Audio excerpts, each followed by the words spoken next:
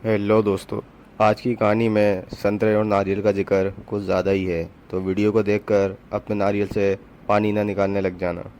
Movie का नाम है दी सेकंड वाइफ। इसमें एक लड़का अपनी स्टेप मॉम के साथ घोड़ा गाड़ी चलाता है, और ये अपनी स्टेप मॉम के साथ आगे क्या क्या करता है वो भी आप लोगों को आगे पता चल जाएगा। तो दोस्तों, इस मूवी में आपको भरपूर मज़ा आने वाला है, क्योंकि जो इस वक्त आपके दिमाग में चल रहा है वो सब कुछ इस मूवी के अंदर है। क्योंकि वो कहता है ना कि ज़िंदगी का मज़ा तो खट्टे में है। तो मूवी के स्टार्ट में हम लाला को देखते हैं। इसकी पहली बीवी की कुछ दिन पहले ही मौत हो चुकी है, लेकिन अपनी प्यास बुझाने के लिए ये खूबसूरत और हॉट नारी से शादी कर लेता है। क्योंकि ज़िंदगी में चाहे कुछ भी हो, लेकिन छोटे चेतन को अकेला नहीं छोड़ना चाहिए। लाला जिससे शादी करता है उसका नाम है ऐना, और ऐना की एक बेटी है पहले हस्बैंड से। और इधर अपने लाला का भी एक बेटा है जिसका नाम है नंदू। अब नंदू इस दूसरी शादी से बिल्कुल भी खुश नहीं है, और इसलिए वो ऐना को बिल्कुल भी भाव नहीं देता। हाँ, अभी भाव नहीं दे रहा, आगे बहुत कुछ देगा। तो लाला अपना पेशे से एक ट्रक ड्राइवर है और दारू की सप्लाई करता है, और छोटी मोटी चोरियां भी करता है। लाला अपनी शादी के दिन भी चोरी करने जाता है, और घर आने के बाद ऐना के नारियल को देखता है। फिर उसके साथ खूब घोड़सवारी करता है। अब ऐना के साथ लाला शादी करके बहुत खुश है, और खुश काहे ना हो भैया, इतनी हॉट लड़की जो लाला को मिल गई। दूसरी तरफ नंदू अपने बाप से दूर रहने के लिए ज़्यादातर वक्त अपने दोस्तों के साथ बिताता है। और नंदू जब कोई भी गलती करता है तो लाला इसको सजा देता है। तभी इसके पास ऐना आती है और उसके लॉलीपॉप को जगह देती है, जिससे नंदू धीरे धीरे ऐना को पसंद करने लगता है, और ऐना भी उसे पसंद करने लगती है। अब ऐना इतनी हॉट है तो लाला उसे छोटे छोटे कपड़े पहनने को कहता है, इससे ऐना और भी मलाई लगती है। और ऐना के हमेशा दो नारियल आधे बाहर ही रहते हैं। अब ये देख के नंदू ऐना के नारियल पीने के लिए हमेशा उतावला रहता है। फिर एक दिन पूरा गांव पानी से होली खेल रहा था, और नंदू भी ऐना के साथ होली खेलने लगता है।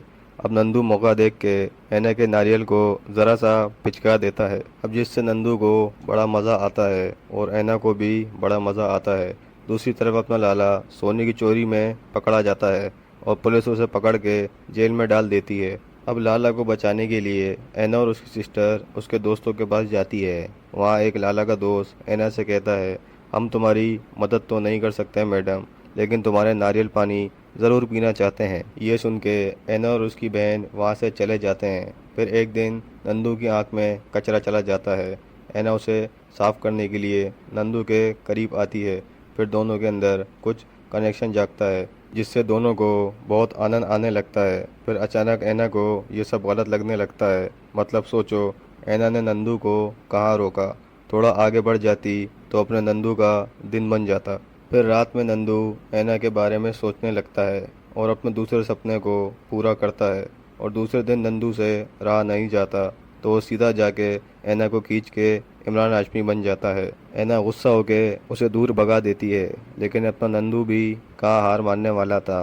और फिर रात को ऐना के पास जाता है और दरवाजे के बाहर से कहता है, प्लीज़ एक बार नारियल दिखा दो, गरीब आदमी हूँ, ऊपर वाला तुम्हारा भला करेगा। लेकिन ऐना यहाँ सती सावित्री बन के नंदू को बाहर निकाल देती है और कहती है, तुम ये सब क्या बकवास कर रहे हो, जब तक लाला नहीं आ जाता तुम बाहर जाके अपने दोस्तों के साथ रहो। अब ये सुन के नंदू घर छोड़ के चला जाता है।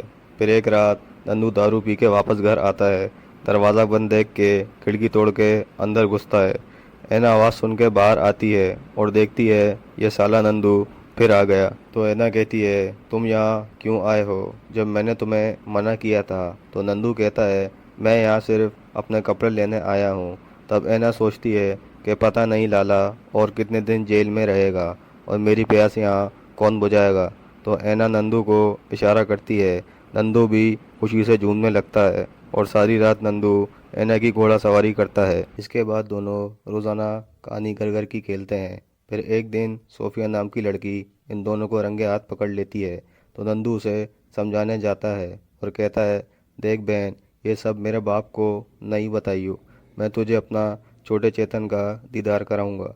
यह सुन के सोफिया वहाँ से चुपचाप चली जाती है। दोस्तों, आप लोगों को यहाँ बताऊँ, सोफिया नंदू को प्यार करती है, लेकिन नंदू उसे बिल्कुल भी भाव नहीं देता।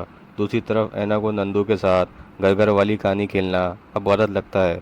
फिर ऐना अपने आप को दोबारा सती सावित्री समझ के अपनी बहन के घर चली जाती है और वहाँ जाके अपनी और नंदू की रासलीला उसे बता देती है। उसकी बहन पहले तो बहुत गुस्सा करती है, फिर वो ऐना से कहती है कि यह सब तुमने मुझे तो बता दिया और किसी को ना बताना। अब दूसरी तरफ दोस्तों फाइनली अपना लाला जेल से बाहर आता है और कसम खाता है दोबारा चोरी डकैती नहीं करेगा। फिर मौका देख के सोफिया लाला को ऐना और नंदू के प्राइवेट कार्यक्रम का बता देती है। अब यह सुन के लाला की फट के चार हो जाती है। वो सीधा घर जाके नंदू को आर्मी ऑफिसर बनने के लिए बाहर भेज देता है।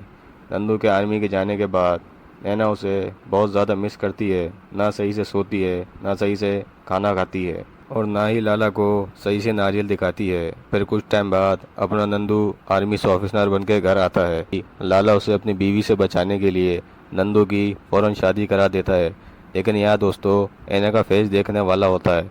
उसके फेस से पता चलता है कि वो इस शादी से बिल्कुल भी खुश नहीं है। अब शादी के बाद बाप बेटे दोनों खुश। लाला अकेला अपनी बीवी के नारियल पिएगा और नंदू को भी एक नए संतरे मिल गए। इसी के साथ दोस्तों मूवी यहीं फिनिश होती है। दोस्तों अगर आप लोगों को मूवी अच्छी लगी हो तो हमें कमेंट सेक्शन में ज़रूर बताएं और बताएं कि नेक्स्ट मूवी मैं कौन सी अपलोड करूं।